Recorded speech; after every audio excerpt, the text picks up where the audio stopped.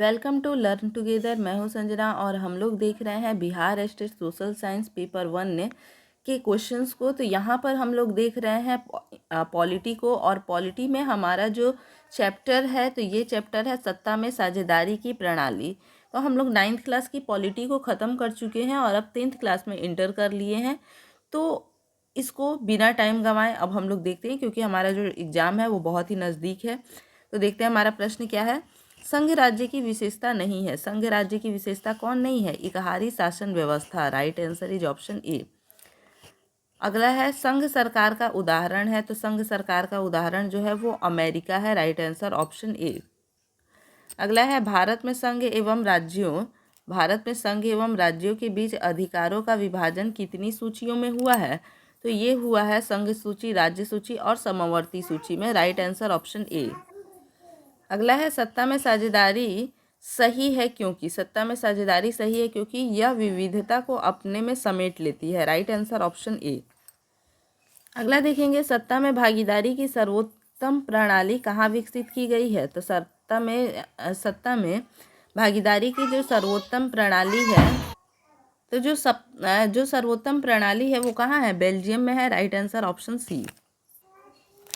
Belgium में सत्ता की भागीदारी के संदर्भ में सही बयान निम्नलिखित में से क्या है? तो सही बयान जो है यह है संघीय शासन व्यवस्था अपनाकर देश को भाषा के आधार पर टूटने से बचाना। Right answer option C. सत्ता में भागीदारी की आवश्यकता कहाँ पड़ती है? तो सत्ता में भागीदारी की आवश्यकता क्षेत्र, भाषा और जाति के आधार पर बटे समाज में पड़ती है। Right answer option A. संघीय व्यवस्था में सरकार होती है तो संघीय व्यवस्था में सरकार बहुदलीय होती है। Right answer option A. Next है लोकसभा में निर्वाचन हेतु कुल सीटों की संख्या क्या होती है? तो कुल सीटों की संख्या 543 होती है। Right answer is option C. अगला है समवर्ती सूची में रखा जाता है। समवर्ती सूची में रखा जाता है केंद्र एवं राज्य दोनों को। Right answer option B. कौन से संशोधन अधिनियम द्वारा सरकार का तीसरा स्तर बनाया गया है? तो सरकार का तीसरा स्तर 73वां संशोधन द्वारा बनाया गया है। Right answer option B.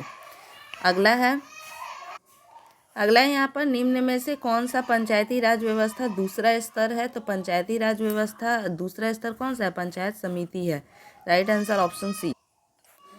Bharat में सर्वोच्च न्यायालय के मुख्य न्यायाधीश की नियुक्ति कौन करता है? तो भारत में सर्वोच्च न्यायालय के मुख्य न्यायाधीश की नियुक्ति राष्ट्रपति करता है। Right answer option B. अगला है आधुनिक युग में प्रत्यक्ष लोकतंत्र कहाँ है? तो आधुनिक युग में प्रत्यक्ष लोकतंत्र जो है वो स्विट्जरलैंड में है। Right answer option C. Next है भारतीय संघ में किस राज्य को विशेष राज्य का दर्जा प्राप्त है?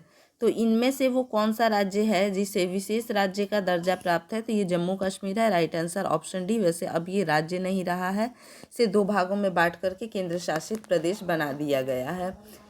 तो अगला देखते हैं यहाँ पर कि भारत में योजना आयोग का गठन कब किया गया? तो भारत में योजना आयोग का गठन 15 मार्च 1950 को किया गया। Right answer option C. अगला है न्याय मित्र निम्नलिखित में से किस संस्था का सेवक है? न्याय मित्र निम्नलिखित में से ग्राम कचहरी का सेवक है। Right answer option A. भारतीय शासन प्रणाली संघात्मक है। Right answer option A. अगला है निम्नलिखित में कौन सा पंचायती राज्य के त्रिस्तरीय संरचना का भाग नहीं है? तो ये किसका नहीं है? राज्य परिषद का। Right answer option D. अगला जो है ये है 1953 में गठित राज्य पुनर्गठन आयोग के अध्यक्ष थे। तो राज्य पुनर्गठन आयोग के अध्यक्ष कौन थे? फजल अली थे। Right answer option C. आगे देखेंगे किसी राज्य के नाम एवं सीमा में परिवर्तन करने का अधिकार किसके पास है? तो ये अधिकार संसद के पास में है। Right answer option C.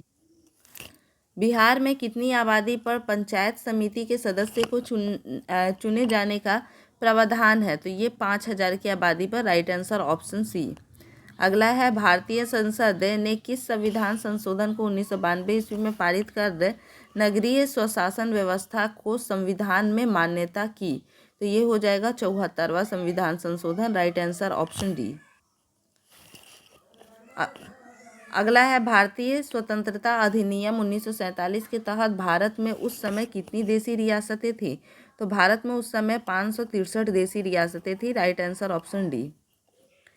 अगला है पंचायती राज प्रणाली की विधिवत शुरुआत बलवंत राय मेहता समिति की अनुशंसा पर 2 अक्टूबर 1959 को राजस्थान के किस जिले में हुई थी? तो ये राजस्थान के किस जिले में हुई थी? तो नागौर में हुई थी। Right answer option A.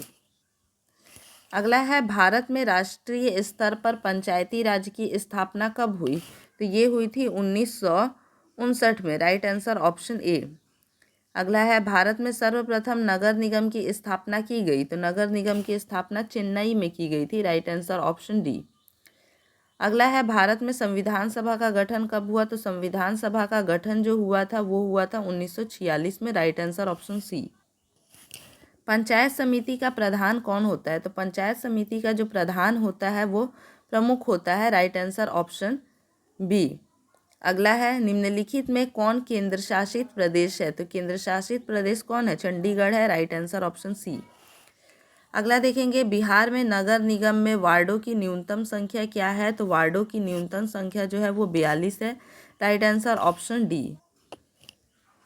पंचायती राज व्यवस्था सर्वप्रथम भारत के किस राज्य में शुरू हुई? तो किस राज्य में शुरू हुई है? राजस्थान में। Right answer option A.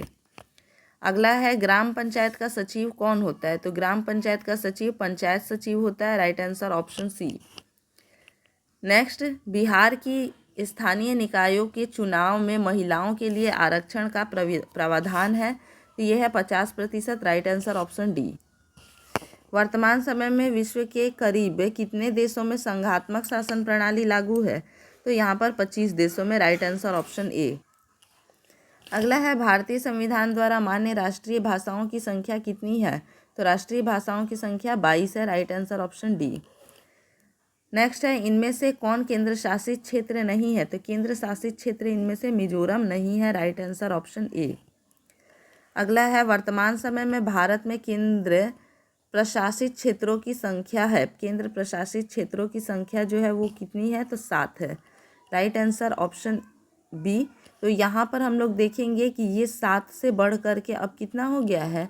तो 8 हो गया है। 7 से बढ़ करके अब 8 हो गया है। तो वर्तमान समय में केंद्र शासित प्रदेशों की संख्या जो है वो ये कितना हो गया है? अब 9 हो गया है। कितना हो गया वर्तमान में केंद्र शासित प्रदेशों की?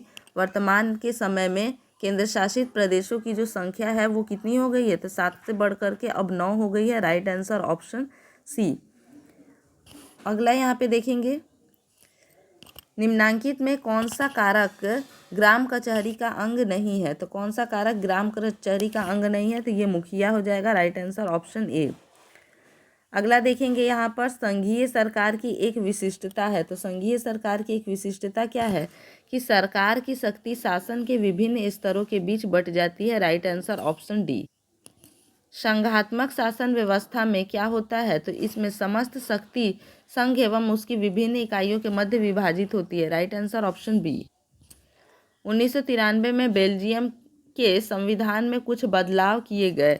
इन बदलावों का मुख्य उद्देश्य था? तो इन बदलावों का मुख्य उद्देश्य क्या था? संघीय शासन प्रणाली को अपनाना। Right answer option D. अगला हो जाएगा भारतीय संविधान का 73वां संशोधन निम्नलिखित में से किस विकल्प से संबंधित था? तो 73वां संशोधन जो था वो पंचायती राज से संबंधित था। Right answer option C. निम्नलिखित में स्थानीय स्वशासन की सबसे धरातलीय संस्था कौन है? तो ये है ग्राम पंचायत है। Right answer option A. अगला ग्रामीण क्षेत्र में शहरी क्षेत्रों में परिवर्तन होने वाले स्थानों में स्थापित होता है। क्या होता है? तो नगर पंचायत होता है। Right answer option B. इसके आगे देखेंगे बिहार पंचायत राज अधिनियम 2006 के अनुसार ग्राम पंचायत की स्थापना के लिए न्यूनतम जनसंख्या निर्धारित की गई है 7,000। Right answer option C. Panchayat समिति का कार्यपालक पदाधिकारी कौन होता है? तो पंचायत समिति का कार्यपालक पदाधिकारी जो होता है वो प्रखंड विकास पदाधिकारी होता है। Right answer option B. अगला है नगर निगम के मुख्य प्रशासक को कहा जाता है? तो नगर निगम के मुख्य प्रशासक को नगर आयुक्त कहा जाता है। Right answer option D. अगला है नगर निगम के निर्वाचित प्रधान को कहा जाता है? तो नगर निगम के निर्वाचित प्रधान जो है वो महापौर है। Right answer option B. इसी प्रकार से हमारे और भी वीडियोस देखने के लिए चैनल के साथ में बने रहें। वीडियो अगर अच्छा लगे तो इसे लाइक शेयर कीजिए और अगर अभी तक सब्सक्राइब नहीं किए हैं तो सब्सक्राइब कीजिए। धन्यवाद।